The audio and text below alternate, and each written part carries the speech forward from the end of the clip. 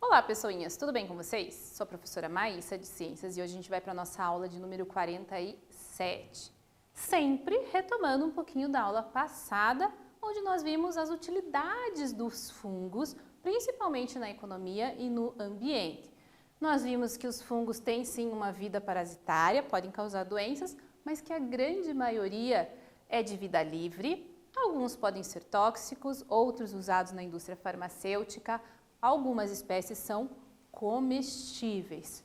Todos os fungos têm uma nutrição heterotrófica, são decompositores de matéria orgânica e alguns ainda são fermentadores, têm uma respiração anaeróbica e com isso acabam sendo utilizados na indústria de alimentos. Muito bem, pessoal.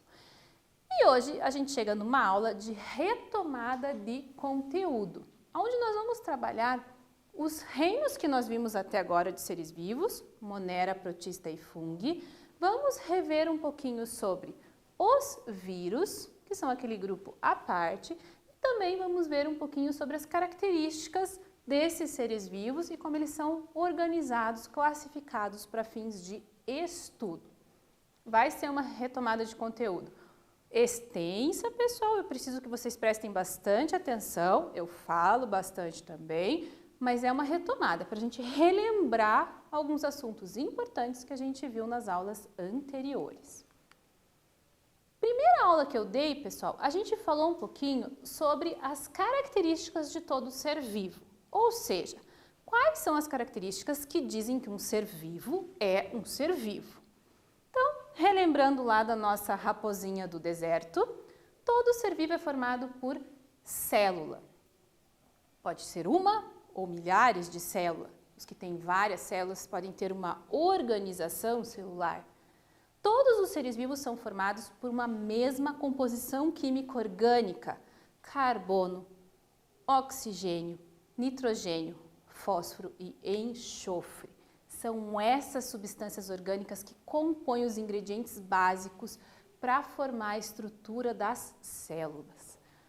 Essa célula, pessoal, tem que ter um metabolismo próprio, ou seja, ela precisa de energia para funcionar e manter o ser vivo, ativo. Para isso, ela precisa respirar e se nutrir. Então, ela tem que ter uma nutrição e uma respiração. Todo ser vivo tem um ciclo de vida. Ele nasce, cresce, se desenvolve, reproduz e morre. Todo e qualquer ser vivo tem a capacidade de reprodução. Pode acontecer dele não se reproduzir ao longo da vida, mas todo e qualquer ser vivo tem essa capacidade de reprodução própria. E os seres vivos, pessoal, reagem a estímulos do ambiente, luminosidade, temperatura. Então, essas são as características que são comuns a todos os seres vivos que habitam o nosso planeta. Aí a gente viu um pouquinho de como que é a célula desses seres vivos. Se todo ser vivo é formado por célula, ele pode ter uma única célula e ser unicelular, várias células e ser pluricelular. Essa célula pode ser procarionte quando ela ainda é primitiva. Ela ainda tem uma estrutura muito simples, formada por membrana plasmática, citoplasma, um material genético espalhado nesse citoplasma e organelas chamadas ribossomos, que fazem a síntese, a produção de proteína, que é um ingrediente básico da célula. É aquela célula, pessoal, das bactérias, dos moneras, célula procarionte. Pro de pré, veio antes, lembra disso, é a mais primitiva. E as células eucariontes? Lembra de eu, é a célula que eu tenho. As células eucariontes são um pouco mais complexas, têm mais organelas celulares e podem ser divididas em animais e vegetais. As células animais e vegetais, elas têm em comum a principal estrutura que é o núcleo. Por quê? Porque é a estrutura que guarda lá dentro o seu material genético, que compõe todas as informações daquele organismo. Tem ainda a mitocôndria, que faz a respiração celular, o retículo endoplasmático complexo de Golgi, que fazem toda a distribuição e síntese de substâncias nessa célula. E as células vegetais, ela tem estruturas a mais do que a animal. Por quê? Porque os vegetais, pessoal, são autótrofos, realizam fotossíntese. Então, as suas células, elas precisam de uma estrutura para absorver a energia do sol, que é o cloroplasto. Além disso, os vegetais não saem por aí procurar água. Então, eles têm uma reservinha de água dentro de cada uma das suas células, que são os vacúolos. E os vegetais também precisam de uma estrutura para deixar a sua célula estruturada, para que ele consiga ter sustentação. Eles não têm nenhum tipo de esqueleto, como os animais vertebrados. Então, eles precisam de uma estrutura rígida que dê formato ao seu corpo, que é a parede celular. Então, são estruturas básicas de uma célula vegetal que as diferenciam de uma célula animal, ambas eucariontes. Muito bom. Agora vamos ao primeiro quiz da aula de hoje. Qual é a principal estrutura que diferencia as células procariontes das eucariontes? Será que é a letra A, o material genético em um núcleo individualizado nas células eucariontes? Ou letra B, o tamanho pequeno das células procariontes? Ou letra C, a membrana plasmática? Ou será que é a letra D, os ribossomos e o citoplasma? Responda no seu caderninho.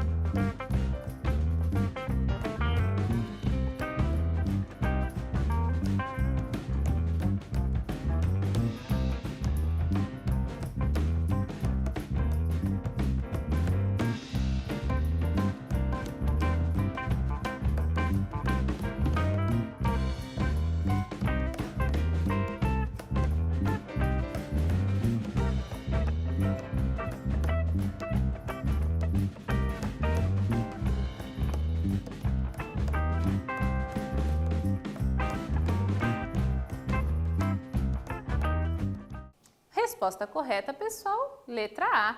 O que diferencia as células procariontes das eucariontes é o material genético em um núcleo individualizado naquelas células eucariontes, célula que eu tenho. Muito bem. Agora, pessoal, quando o ser humano se deu conta dessa diversidade de seres vivos que existe no nosso planeta, ele começou a tentar estudar para entender como que existe, de onde que vieram toda essa variedade de seres vivos. E aí a gente estudou um pouquinho a construção do pensamento científico para classificar e organizar esses seres vivos em grupos semelhantes para que a ciência possa estudá-los da melhor maneira possível.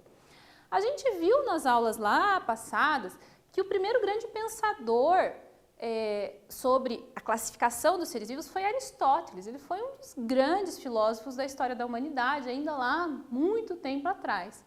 Depois de Aristóteles, nós tivemos vários cientistas como Carlos Linneu, Lamarck, Darwin e Mendel, que foram construindo ideias para que a gente chegasse hoje na teoria que melhor explica essa diversidade de seres vivos no nosso planeta, que é a teoria do neodarwinismo ou a teoria moderna da evolução.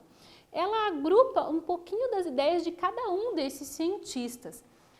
Ela nos traz a taxonomia criada por Linneu e as regras de nomenclatura científica. As ideias de Lamarck de que as características eram transmitidas de pai para filho.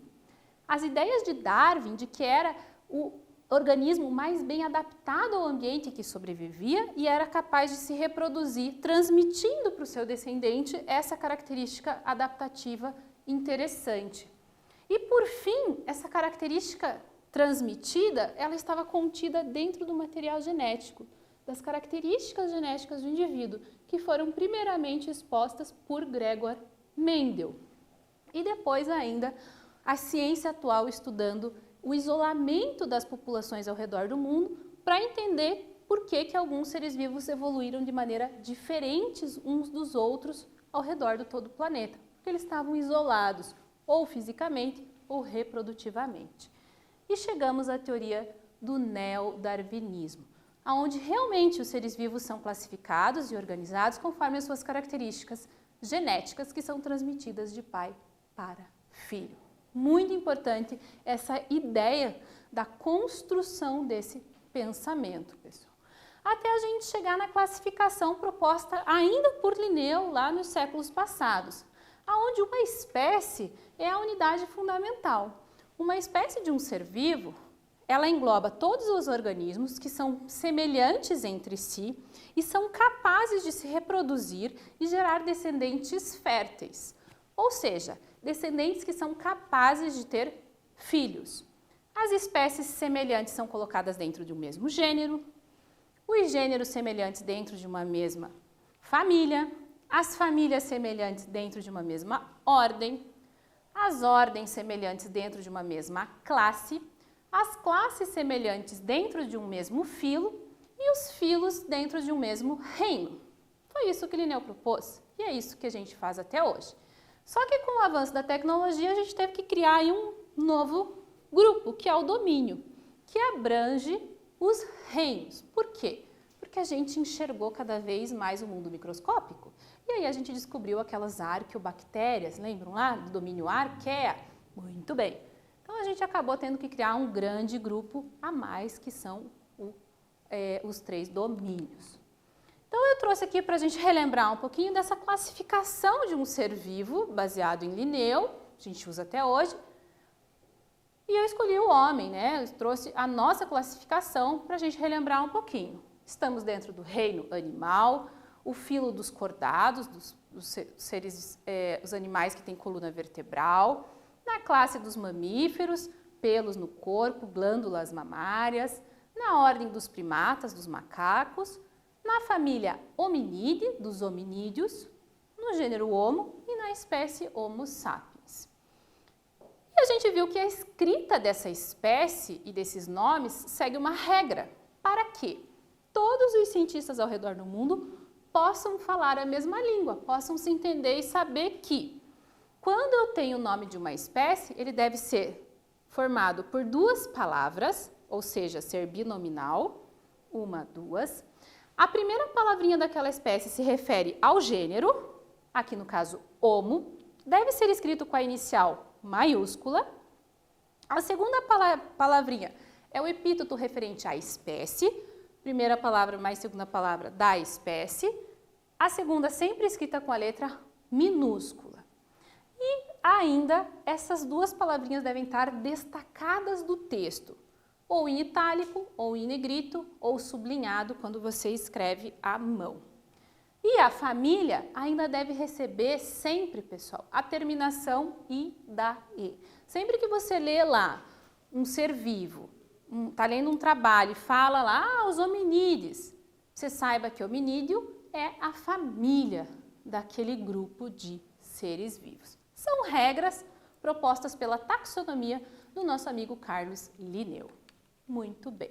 E a classificação atual que nós estudamos na escola, pessoal, para fins didáticos, é essa aqui que a gente viu nas aulas anteriores. 5 grandes reinos de seres vivos, dos quais a gente já estudou 3.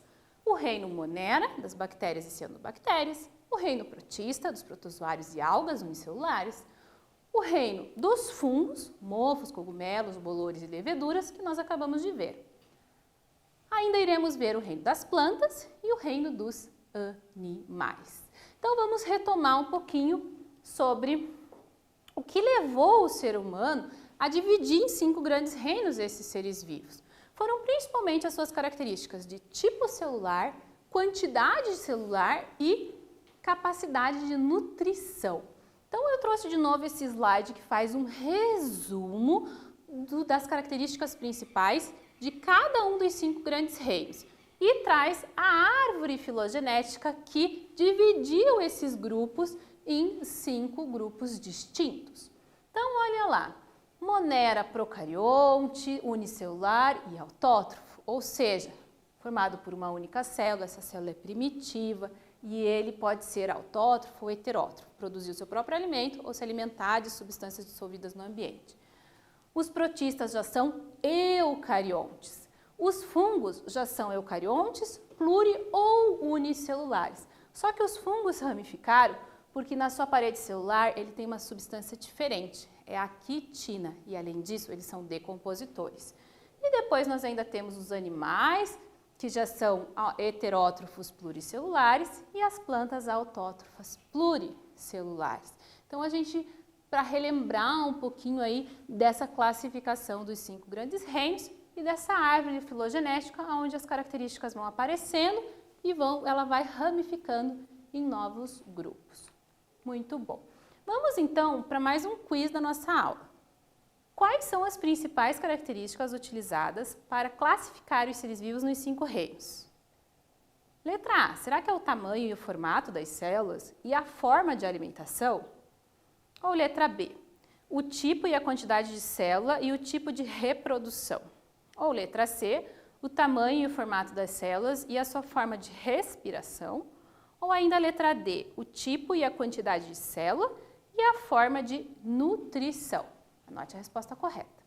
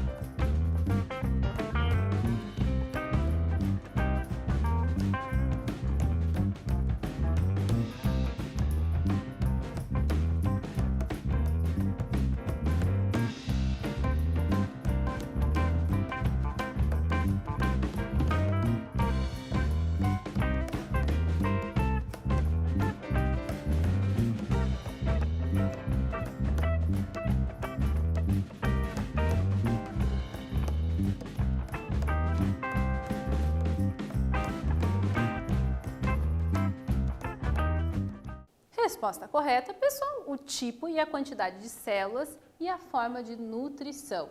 É o que classifica os seres vivos nos 5 grandes reinos. Muito bom. Só que você lembra que eu te fiz uma pegadinha naquelas aulas anteriores? Falei assim, pessoal, qual é o grupo de ser vivo que a gente não falou até hoje?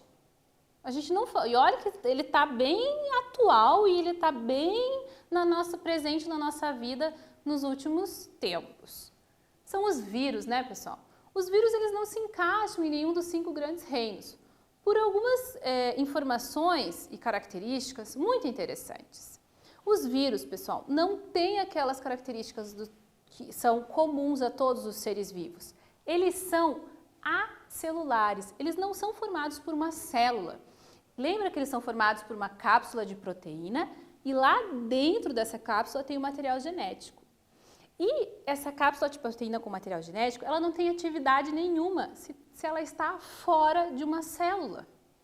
Então, obrigatoriamente, para o vírus ter um metabolismo, ele precisa infectar e parasitar uma célula viva, porque ele vai utilizar o mecanismo dessa célula parasitada para conseguir se reproduzir e ter alguma atividade. Então, nós dizemos, pessoal, que o vírus é um grupo à parte dos 5 grandes reinos. Existe, sim, uma discussão científica sobre isso, e a maioria dos cientistas não considera os vírus seres vivos. Por isso que a gente chama ele de micro-organismo. Ele é um organismo, porque ele é formado, sim, por aquelas substâncias orgânicas comuns a todos os seres vivos. Material genético, proteína, carbono, oxigênio, nitrogênio, fósforo, enxofre. Então, ele tem essa formação, porém, ele só tem atividade quando ele está parasitando uma célula hospedeira.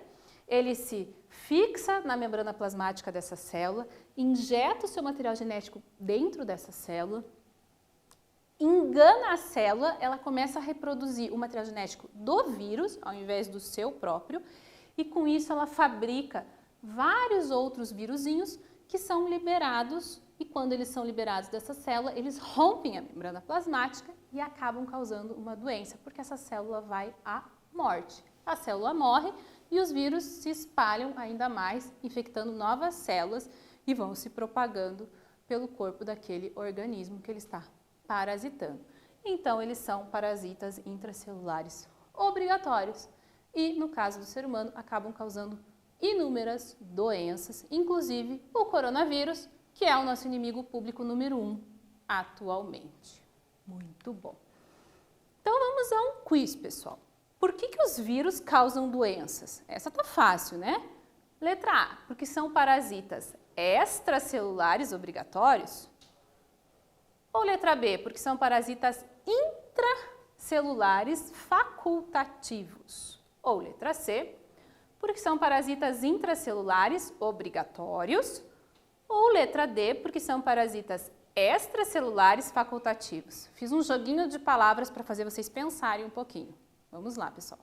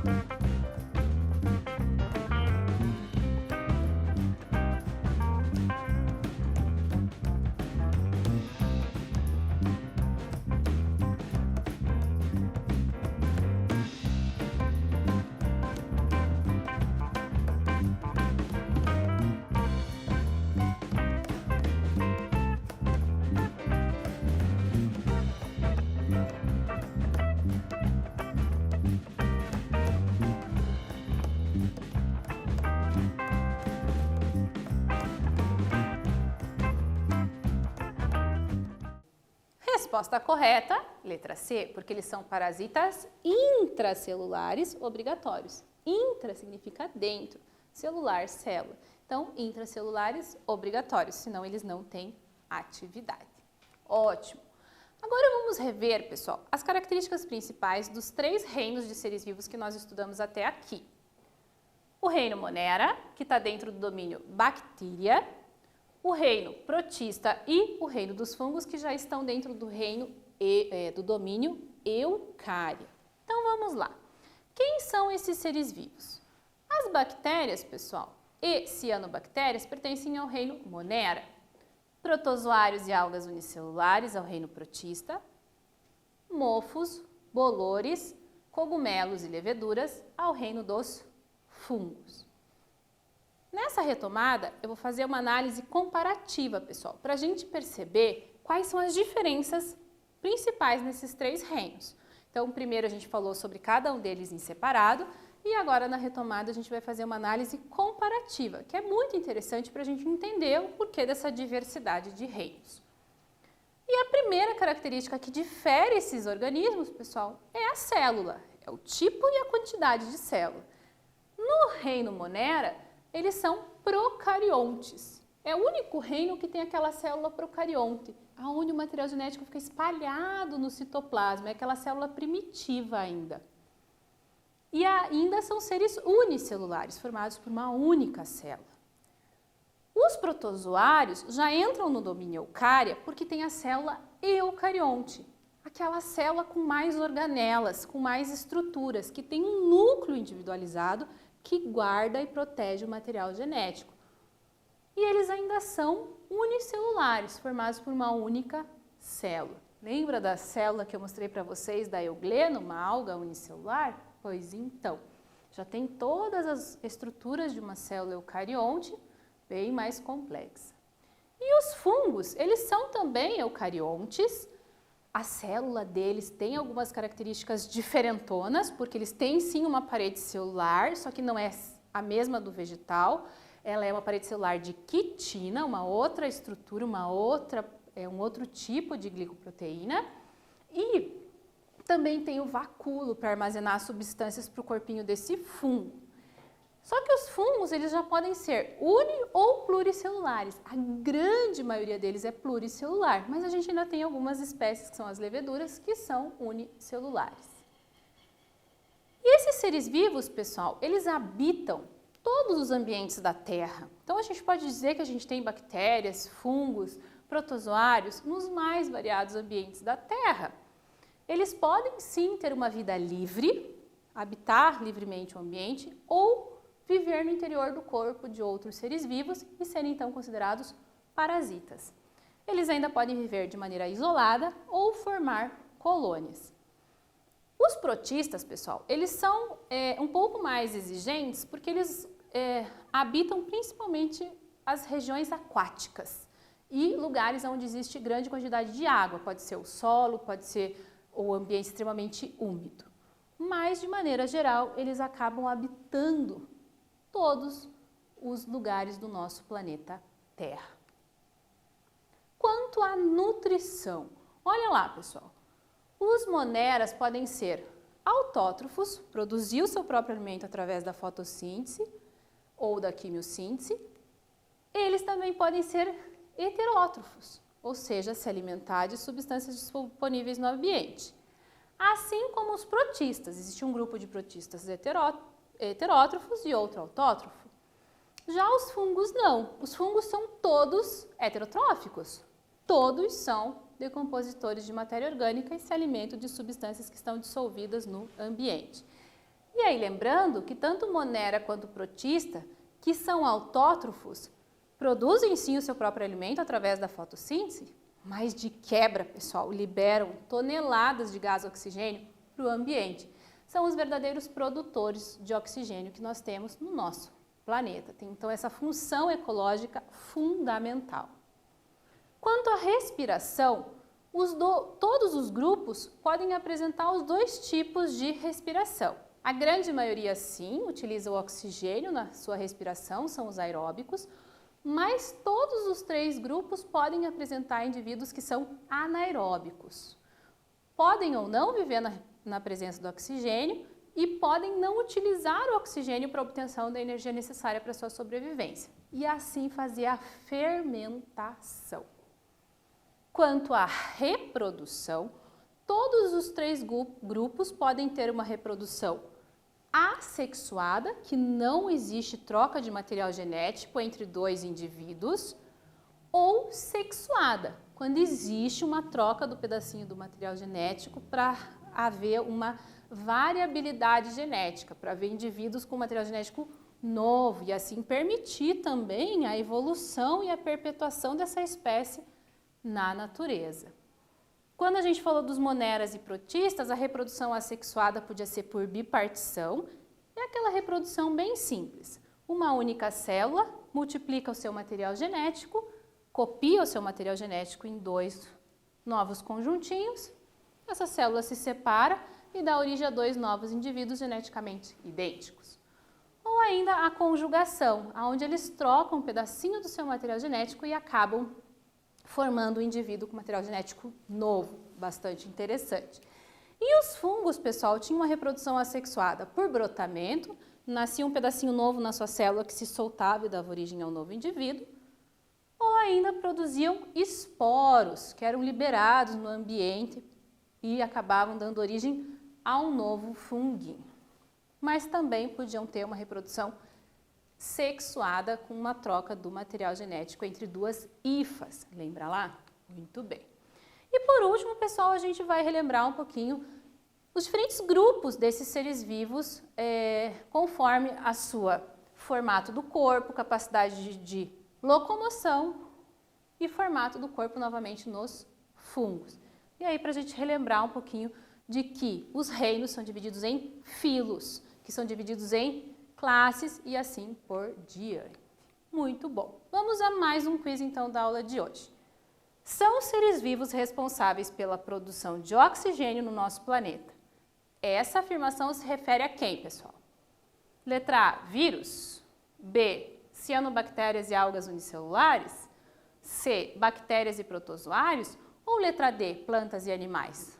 Resposta correta.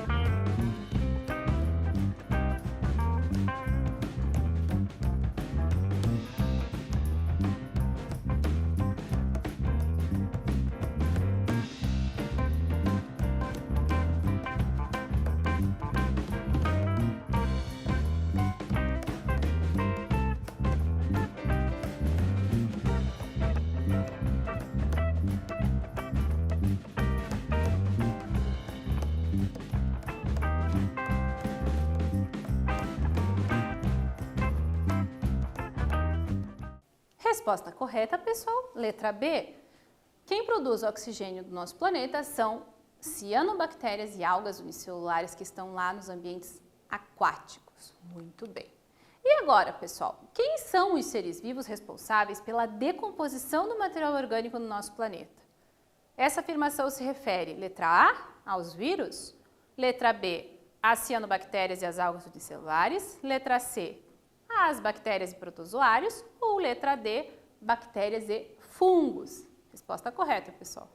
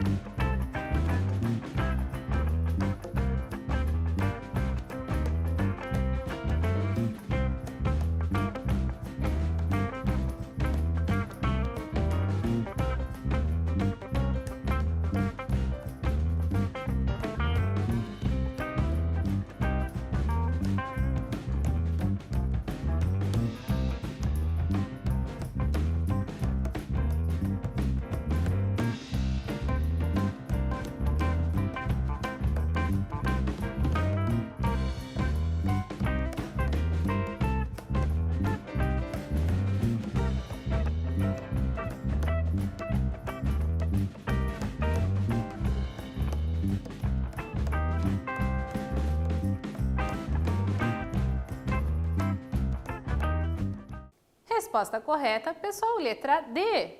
Os seres vivos responsáveis pela decomposição por essa importante função ecológica são bactérias e fungos. Então, com isso, nós encerramos a nossa aula de hoje. Olha que retomada de conteúdo importante. Nós vimos um pouquinho sobre as características dos seres vivos, a classificação desses seres vivos, a organização deles nos diferentes reinos e ainda relembrou um pouquinho dos vírus, ok? Não deixe, pessoal, de acessar o Classroom, de marcar sua presença na aula de hoje para não ter perigo de você levar falta. A aula que vem nós continuamos com a nossa retomada de conteúdo, agora sobre as doenças. Vejo vocês na próxima aula, pessoal.